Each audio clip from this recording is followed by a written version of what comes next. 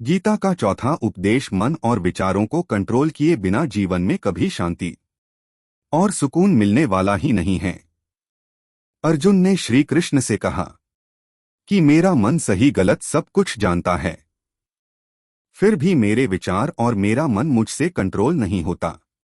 मैं जो करना चाहता हूँ वो कर नहीं पाता हूँ और जो नहीं करना चाहता हूँ वो मेरा मन मुझसे जबरदस्ती करवाता है। इसीलिए नॉइस मैं बेचैन हो गया हूँ, मुझे शांति प्राप्त नहीं हो रही। तो श्री कृष्ण ने अर्जुन से कहा उसके लिए तुझे अपने मन और विचारों से डिटैच होकर अपने मन और विचारों को सही दिशा में ले जाने की प्रैक्टिस करनी होगी, अभ्यास करना होगा।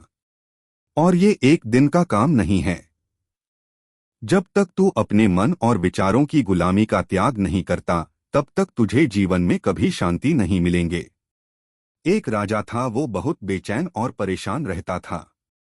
एक दिन वो अपने गुरुजी के पास गया और उनसे कहने लगा कि मेरा मन बहुत बेचैन है, मैं बहुत परेशान हूँ, मैंने पूरे संसार को जीत लिया है, सब कुछ है मेरे पास, पर मैं खुश नहीं हूँ, मेरे मन में सुकून नहीं है, शांति नहीं है। तो गुरुजी ने राजा से कहा कि तुम्हारे नगर में अगर कोई ऐसा व्यक्ति है नॉइस जिसने सुकून को प्राप्त कर लिया है, शांति को प्राप्त कर लिया है, तुम उसका एक बार कुर्ता पहन लो तो तुम्हारे जीवन में भी शांति आ जाएगी।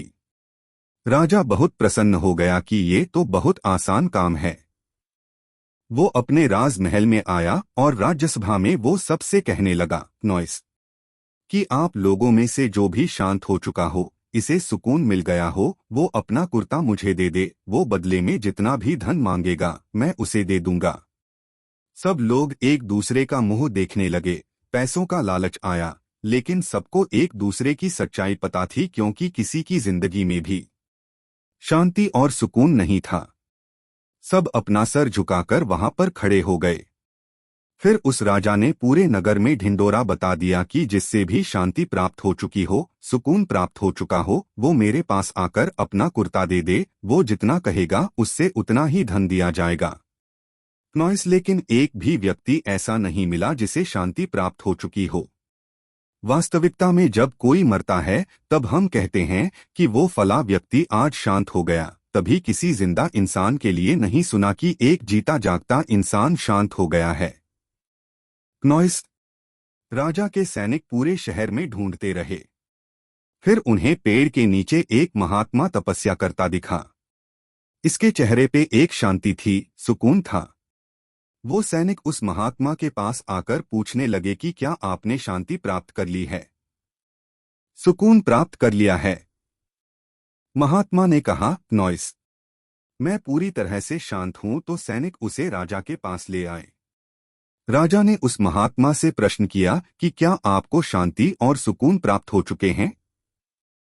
वो महात्मा कहने लगे महाराज मैं पूरी तरह से शांत हूं, मुझे कोई चिंता नहीं, मुझे किसी चीज की लालच नहीं, नॉइस मुझे कोई इच्छा नहीं है। तो राजा भी बहुत प्रसन्न हो गए कि आखिर वो व्यक्ति मिल ही गया जिसे शांति की प्राप्ति हो चुकी है, इसे सुकून प्राप्त हो चुका है।